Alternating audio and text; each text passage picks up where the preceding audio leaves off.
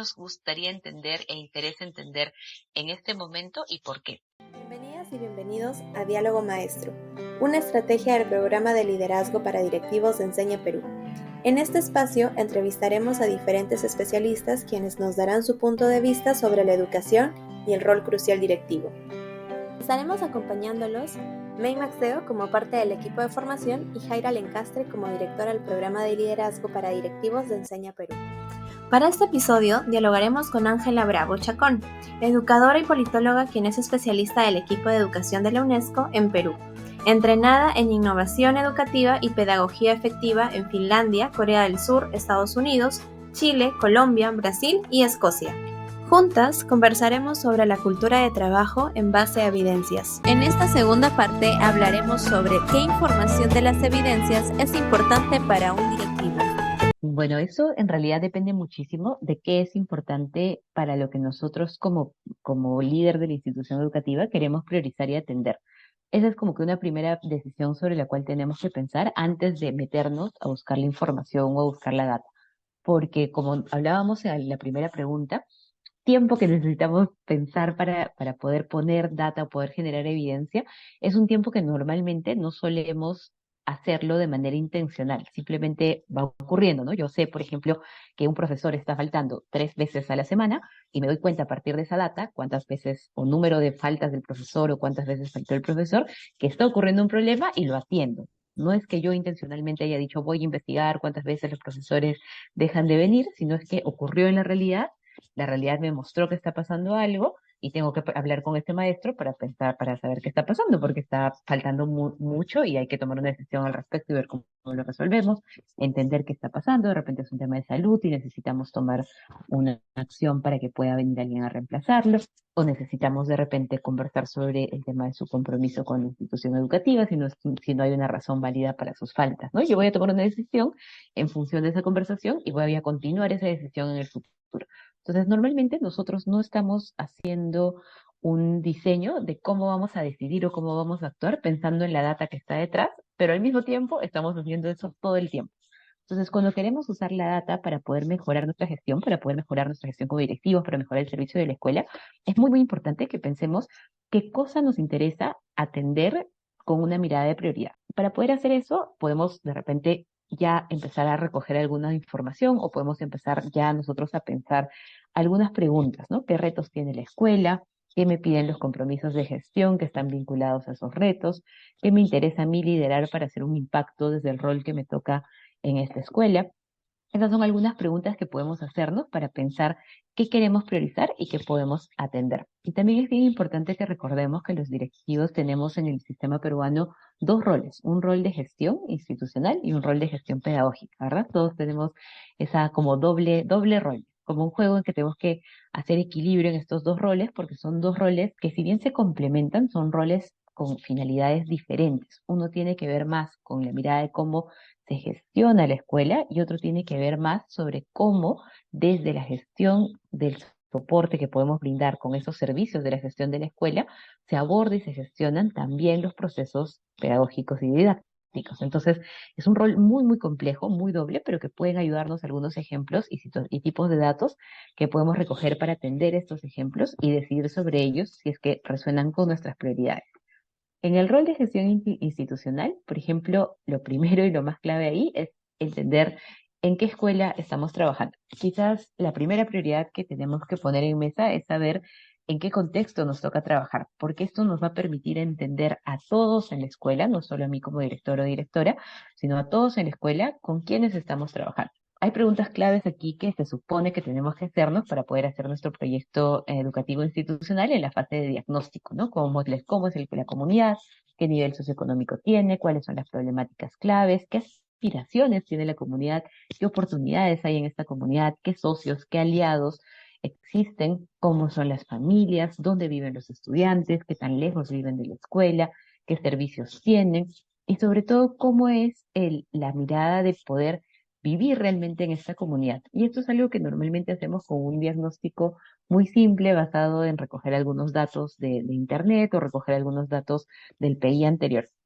Pero, por ejemplo, podríamos acompañar a nuestros estudiantes cuando regamos a las vacaciones a que nos muestren cómo es su casa, acompañarlos a casa, visitar a los papás, conversar un rato, entender, por ejemplo, cuántas horas camina alguien para llegar a la escuela o de repente qué servicios tiene en casa o ver cómo es el espacio donde en la casa van a aprender, porque de repente nosotros nos imaginamos que hay un espacio para sentarse, para tener un escritorio y de repente en casa no existe eso, o de repente no viven, no están los papás ahí, vive con mi hermano. Entonces puedo encontrar algunos puntos de datos, puedo encontrar algunas información que vayan más allá de saber si es que si es que la comunidad está a 500 metros de altura sobre el nivel del mar y tiene nivel socioeconómico prevalentemente o nivel socioeconómico C prevalentemente. Porque esos datos, si bien son información, no nos dicen mucho sobre lo que yo quiero entender, que es con qué comunidad, con qué contexto me toca trabajar realmente. Entonces puedo tener puntos de data que me van a delinear el camino. Por ejemplo, si yo veo que el nivel socioeconómico de mi contexto es predominantemente bajo, yo podría imaginarme que eso va a generar un reto, por ejemplo, para el tema de acceso a servicios o acceso a alimentación que tengan los estudiantes. Y puedo preocuparme en entender un poco más qué limitaciones genera eso y cómo eso afecta al aprendizaje. Hay mucha evidencia sobre eso, por ejemplo, sobre cómo el nivel socioeconómico afecta el nivel de aprendizaje y qué puede hacer la escuela y otros actores del contexto como el Ministerio de Salud o la municipalidad para apoyar en esta situación. Entonces, yo voy a tener un entendimiento más grande del contexto en tanto más información tenga que sea importante, no solo los datos que me delineen el contexto, sino entenderlo con más empatía, con más cercanía. Acompañar a los estudiantes, hacer visitas, citar a las familias para tener conversaciones, sobre todo nosotros ir para poder salir de nuestro rol y llegar a conocer la realidad de primera mano es algo importante en este contexto. Otro tema que tenemos que tener en cuenta cuando tenemos el rol de gestión institucional es que hay que administrar la escuela y los procesos. Entonces aquí es clave entender el número de estudiantes, el número de docentes, el número de familias, los recursos que tiene la escuela, el mobiliario, qué nos falta, qué sí tenemos, qué espacios verdes, qué espacios cerrados, qué espacios que necesitan mejora. Entonces hay que cuantificar la administración de la escuela, porque esto es clave también para que nosotros podamos saber con qué recursos contamos y qué recursos nos faltan mejorar y también poder identificar o clasificar con mayor claridad qué tipo de capital humano tengo en cuanto a mis docentes y al personal que pueda tener en la escuela y con quiénes estamos trabajando en términos de cómo son nuestros estudiantes, ¿no? Hay que caracterizarlos, saber cómo son, qué les interesa, qué saben, qué no saben, qué quieren saber. Podemos también hacer ese tipo de encuestas para poder administrar la escuela con mayor información y no solo sabiendo que en mi escuela hay 1000 estudiantes, sino de repente sabiendo un poco más que de esos 1000, 500 hablan lengua originaria y no es el castellano su primera lengua, 200 hablan otra lengua, 300 son castellano hablantes, algunos de ellos tienen problemas en casa, quienes sí, quienes no. Suena como muy complejo tener toda esta información, pero mientras más clave sea la información que nos interesa recoger,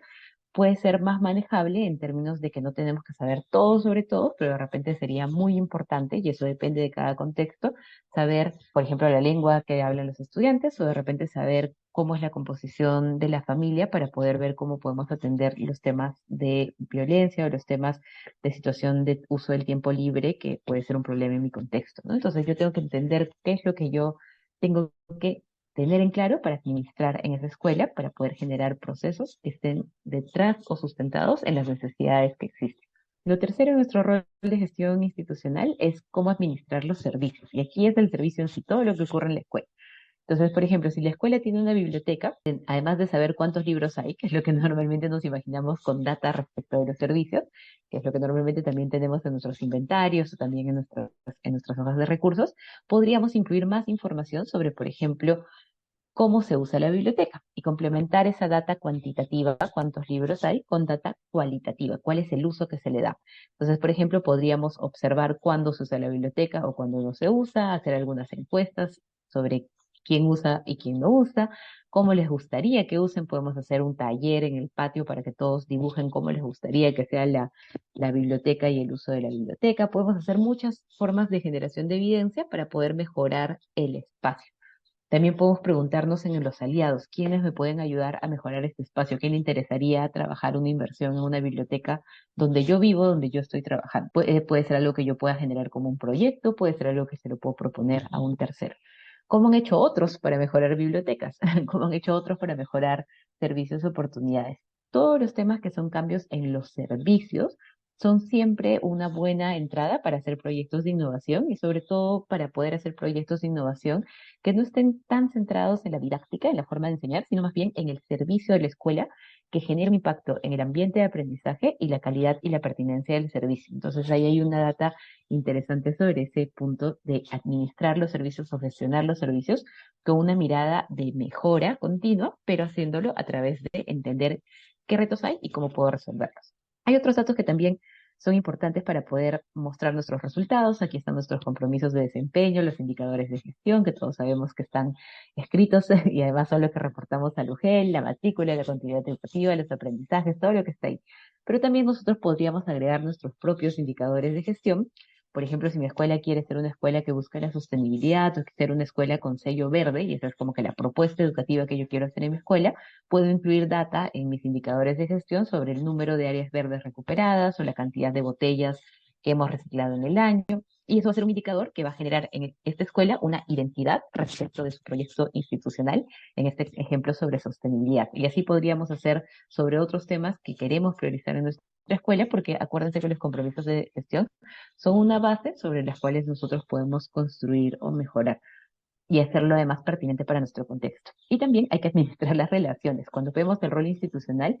podemos identificar los perfiles del equipo, documentar las redes que existen, las influencias, los roles, los posibles conflictos, los intereses. Y eso es un rol importante porque en nuestro rol de directores también llevamos a cargo la gestión de los recursos humanos. En las empresas grandes, por ejemplo, el administrador o el CEO, que sería el equivalente al director, no hace esto, lo hace alguien que tiene un rol de recursos humanos, pero en la escuela también lo llevamos nosotros. Entonces es importante también saber con quiénes estamos trabajando y cómo podemos hacer para poder atender con información mejor esas relaciones.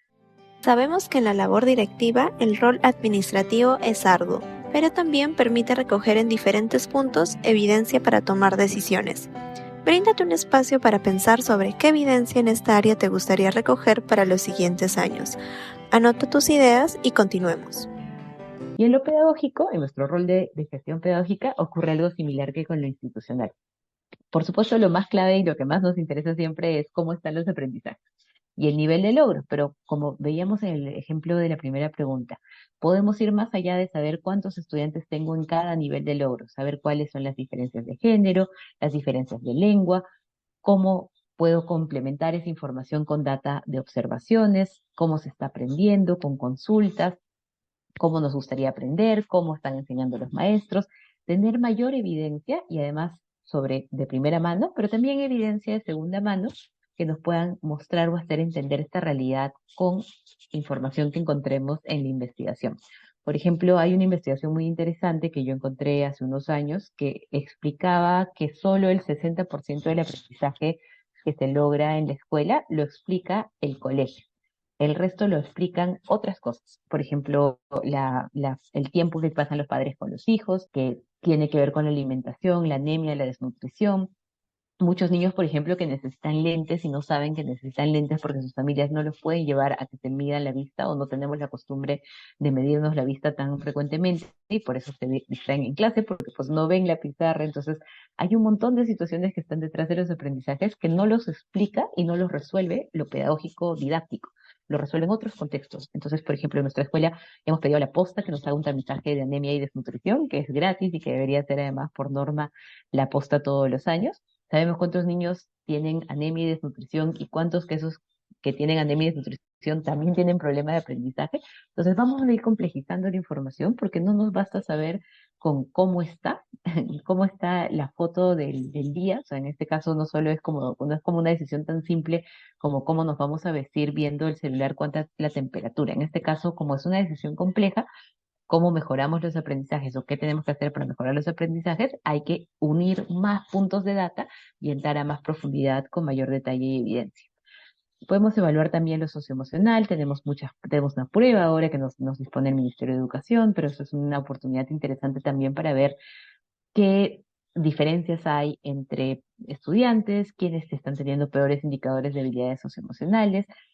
un indicador bajo de habilidades socioemocionales, sobre todo en la autoestima o en la prosociabilidad, es un indicador de violencia muchas veces, entonces yo puedo indagar por ahí con ese resultado de habilidades socioemocionales si es que hay situaciones de violencia que están generando un impedimento en el tema de aprendizajes o en el tema de bienestar.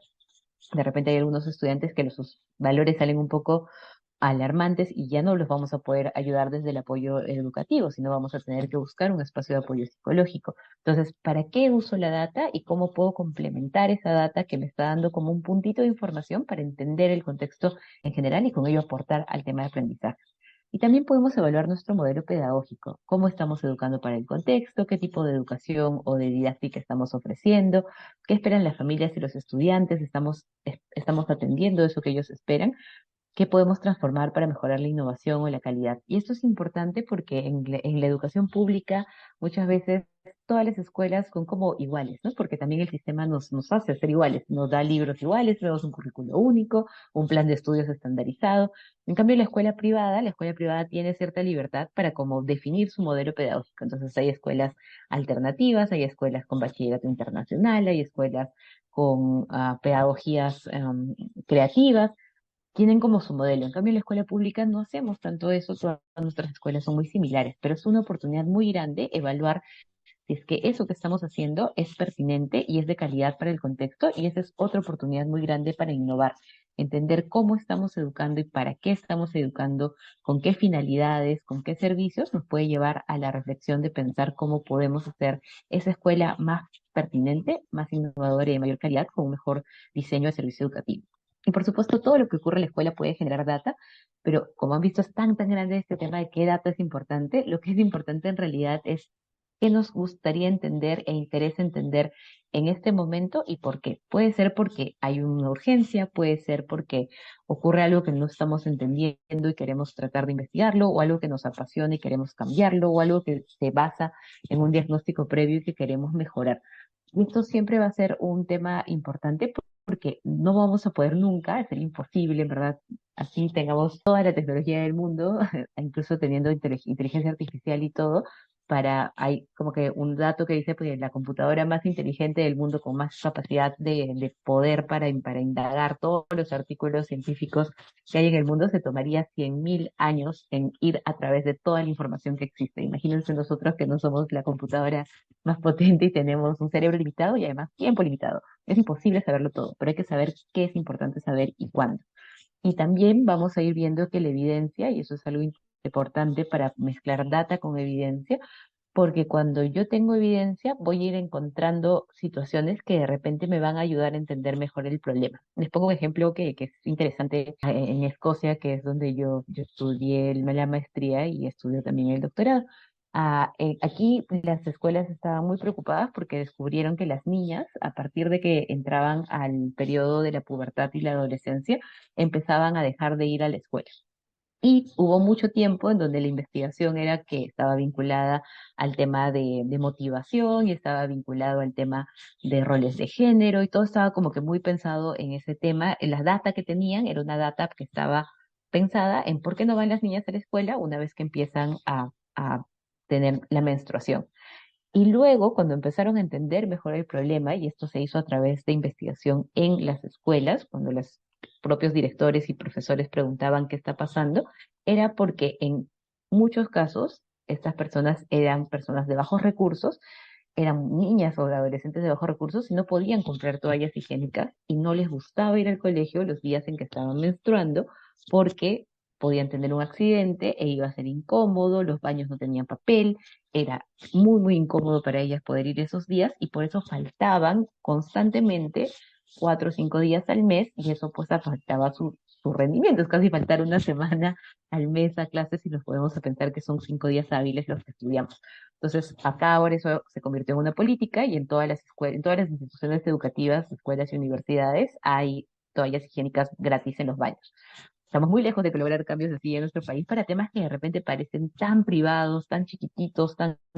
no importantes para lo que queremos, que es que los estudiantes vayan a clases y aprendan, pero que en realidad cuando vamos indagando el problema, cuando vamos investigando, entendiendo los puntos de información, podemos ir comprendiendo lo que está detrás de lo que nos muestra el dato las niñas faltan más a la escuela que los niños y entender por qué está pasando eso y buscar una forma de solucionarlo. Entonces, ese es el poder que tiene la data, pero no tenemos que saberlo todo el tiempo y no es necesariamente grave que no lo sepamos porque conforme se va desarrollando nuestro entendimiento del problema, vamos a conseguir más información y más evidencia. Así que hay que priorizar y entender por dónde empezar a desenredar esas madejas que tiene lo social y que es lo rico y lo complejo de trabajar con datos y evidencias en temas como la educación. Gracias por acompañarnos. No te pierdas la tercera y última parte donde conversaremos sobre cuáles son estos siguientes pasos después de recoger la evidencia.